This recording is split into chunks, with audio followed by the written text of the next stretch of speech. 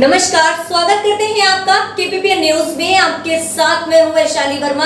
आइए चलते हैं इस वक्त की एक खास खबर की। पत्रकारों पर हो रहे लगातार उत्पीड़न बर्दाश्त नहीं किया जाएगा। महंत गोस्वामी अनुराग भृगुवंशी। आजकल पत्रकार बनना तो बड़ा आसान है, पर पत्रकारिता करना उतना ही चुनौतीपूर्ण कार्य है। एक जिम्मेदार पत्रकार को अपने चरित्र की रक्षा करने के साथ बेगुनाही के सबूत भी जुटाने होते हैं। घटनास्थल पर कवरेज करने के दौरान पत्रकारों की जिंदगी खतरे की जद में रहती है। पत्रकारिता का धर्म निभाना एक जोखिम भरा कार्य है, लेकिन जनता को हकीकत से परिचित कराने वाले पत्रकार खुद कितने खतरों का सामना करते हैं, इसका अंदाजा लगाना बहुत मुश्किल है। सरकार को पत्रकार की मांग पर गंभीरता से विचार करना चाहिए। पत्रकार वो जज्बात है जिनके लिए एक पत्रकार अपना घर द्वार, खाना पीना, बच्चे सब को छोड़कर अपनी जिंदगी दांव पर लगाता है। और दिन हो या चाहे रात, रविवार हो या त्योहार, खुशियाँ खबरों में ही दिखाई पड़ती हैं। समाज का दर्पण कहा जाने वाला ये महत्वपूर्ण स्तंभ दोनों पक्षों को संतुष्ट रखते हुए शांति व्यवस्था कायम रखने में महत्वपूर्ण भूमिका निभाता है। परंतु कभी सोचा होगा कि एक पत्रकार कैसे अपना जीवन यापन करता है, किन किन समस्याओं से जूझ रहा होता है? इसके बारे में कभी किसी ने नहीं सोचा। जब तक समाज का दर्पण समाज के साथ मजबूती के साथ खड़ा है, तब तक ही समाज सुरक्षित है, वरना ये चंद स्वयंभू बेच देंगे देश को। खैर, पत्रकारिता वो जज्बात है, वह समर्पण है, वह देशभक्ति है जो अपनी जान पर खेलकर अपने देश और समाज के लिए समर्पण भाव से सिर्फ खबर के लिए जीते हैं और खबर के लिए ही मरते हैं। एक पत्रकार की पीड़ा को कोई नहीं समझ सकता है। कोई समझेगा? जरा सोचो, जिस दिन पत्रकार बहिष्कार करेगा तो क्या होगा? लगातार हो रहे पत्रकारों के उत्पीड़न को लेकर के रविवार को राष्ट्रीय युवा हिंदू वाहिनी के राष्ट्रीय अध्यक्ष महंत गोस्वामी अनुराग भृगुवंशी ने प्रेस कॉन्फ्रेंस करके इसकी निंदा करते हुए पत्रकारों का हर समय साथ देने के लिए कहा, और ये भी कहा कि हम सरकार से मांग करते हैं कि पत्रकारों का 5 लाख का बीमा हो और परिवार वालों को स्वास्थ्य सुविधाएं मुहैया कराई जाए और 10,000 रुपये महीना पेंशन दी जाए व किराया मुफ्त किया जाए। और ये भी बताया कि पत्रकारों के साथ हो रहे लगातार उत्पीड़न को हम व हमारा संगठन बर्दाश्त नहीं करेगा। हमारा संगठन पत्रकारों के साथ है। और ये भी बताया गया कि कुछ अधिकार सरकार की छवि को कर रहे हैं धूमिल, सूबे की सरकार को बदनाम करने में जुटे हैं। उत्पीड़न हो रहा है और पिछले दिनों यहाँ राजधानी लखनऊ के गोसाईगंज थाना क्षेत्र में जो घटनाएं जिस तरह की देखने को मिली, निश्चित रूप से उनकी सूचना जिनको भी मिल रही है वो उसकी निंदा कर रहे हैं। आज हम राष्ट्रीय युवा हिंदू वाहिनी के राष्ट्रीय अध्यक्ष महंत गोस्वामी अनुराग भृगुवंशी से हम इस संबंध में बातचीत कर रहे हैं और हम जानना चाहते हैं कि उनका मत क्या है। कि हम ये जानना चाहेंगे कि जिस तरह से पत्रकार किसी की भी जरूरत लगती है तो हर एक को जरूरत लगती है पत्रकार की। सरकार की जो योजनाएं हैं उनका प्रचार प्रसार करने की बात हो तो भी पत्रकारिता की ही जरूरत है। या किसी तरह का अपराध अगर हो रहा है तो उसकी एक जो सही बात है वो निकाल के सामने लाने में एक तरह से मध्यस्थ जनता और सरकार के बीच में मीडिएटर का काम पत्रकार करते हैं और उनके लिए तमाम सारे रिस्क रहते हैं। आज जिस तरह की घटनाएं यहाँ पर हमें गोसाईगंज थाने में देखने को मिली कि एक कुछ जो दरोगा है वहाँ पर जय सिंह, इनके द्वारा एक जो जानकारी ऐसी आई कि वहाँ पर अवैध रूप से वो खुद वसूली कर रहे थे और उसमें जब कुछ पत्रकारों को ये सूचना मिलती है कि यहाँ पर पुलिस द्वारा अवैध रूप से वसूली की जा रही है और वो उनके खिलाफ अगर खबर चलाते हैं तो इस तरह की बातें सामने आती हैं कि उनको तुरंत मुकदमा लिखा जाता है और तुरंत उनको जेल भेज दिया जाता है। क्या कहेंगे आप? देखिए, पहले परिचय को अपना महंत गोस्वामी अनुराग भृगुवंशी राष्ट्रीय अध्यक्ष राष्ट्रीय वाहिनी। और मुझे अभी कुछ दिन पहले एक पत्रकारों का डेलीगेशन आया मेरे पास वीर शुक्ला जी के नेतृत्व में, और उन्होंने अपनी समस्या व्यक्त कराया कि गोसाईगंज थाने में एक अवैध दारू के ठेके को संचालित किया जा रहा था जयसिंह दरोगा के द्वारा। और जब इन पत्रकारों ने वहां पर कवरेज किया उसका और जब मीडिया में चला तो उसके बाद दरोगा जी ने क्या किया, दरोगा जी ने किनस कर अपनी खुन्नस निकालते हुए पत्रकारों पर ही उल्टा मुकदमा दर्ज कर दिया। और जो व्यवस्था कभी 3-3, 4-4 महीने, 3-3 साल में जाके लगती है जांच, वो उन्होंने 3 दिन में ठाके लगा दी। अब पत्रकार जेल गए। मैं जानना चाहता हूं माननीय मुख्यमंत्री जी से, आपके सूचना प्रसारण के डायरेक्टर शिशिर जी से, जिले के डीएम से, कमिश्नर से, कि जब कभी समस्या पड़ती है आंधी तूफान बारिश में, हर जगह मीडिया उनको चाहिए। सरकार की प्रमुख योजनाओं के लिए मीडिया चाहिए, ठीक, आपातकाल में मीडिया चाहिए, कोरोना के प्रचार प्रसार के लिए, उसके नियमों को फैलाने के लिए, उसके समाधान के लिए मीडिया चाहिए।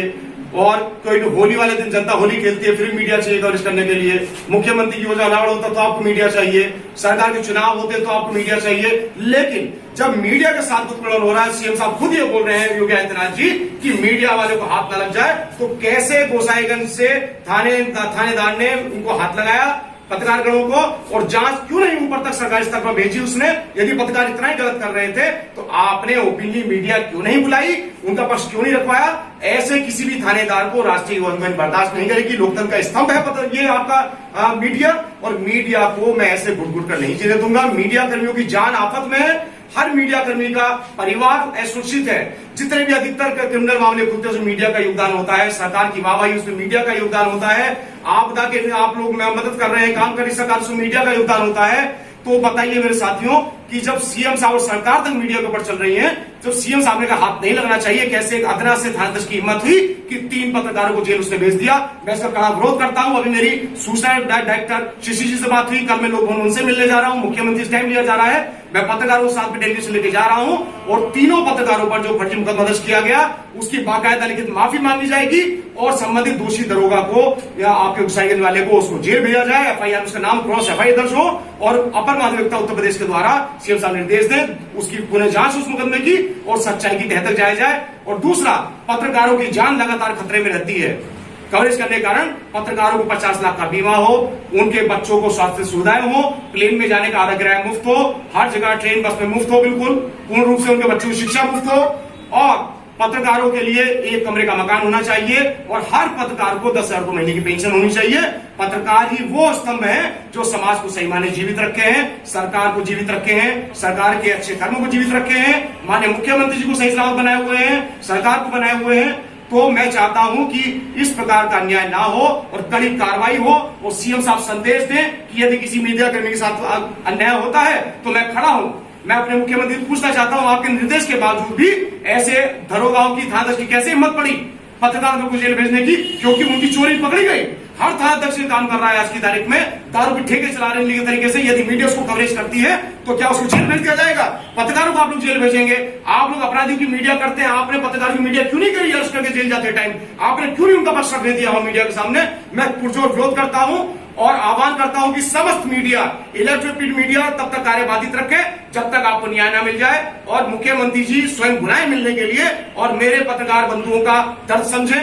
तब तक राष्ट्रीय अनुवाहिनी आपके साथ है, उनकी आखिरी बूंद तक साथ हूं, अनवरत लड़ूंगा, तीनों पत्रकारों को निर्दोष साबित कराकर रहूंगा। माफी मांगनी पड़ेगी सरकार को, बाकायदा थानाध्यक्ष को जेल भेजकर उस पर मुकदमा चलाया जाए, तब जाके पत्रकारों का जो अपमान हुआ है, पत्रकारिता का जो अपमान हुआ है, लोकतंत्र के चौथे स्तंभ का जो अपमान हुआ है, वो थोड़ा सा सम्मान बहाल होगा।